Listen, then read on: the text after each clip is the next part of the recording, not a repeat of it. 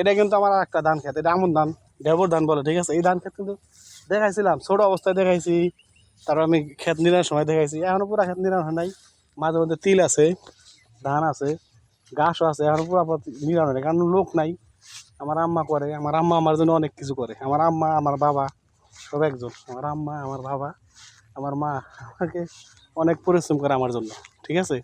কারণ আমার সাপোর্টের কেউ নাই ভাই, আমার আম্মাই আমার সাপোর্ট দেয়। আমার বাবা কৃষক মানুষ ছিল, সে চলে গেছে, আল্লাহ তালা নিয়ে গেছে, এই জন্য মন খারাপ করি না, আল্লাহ তালার হুকুমে চলে গেছে।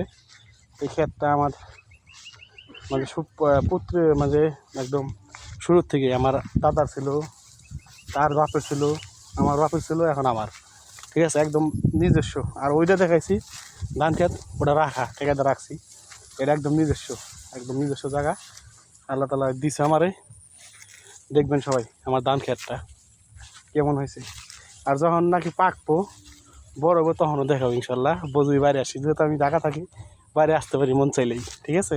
সবাইকে দেখাবো আমি, আমি আছি আপনাদের সাথে, আপনারা শুধু থাকবেন নাসির ভাইয়ের সাথে, ঠিক আছে। ভালো থাকবেন সবাই।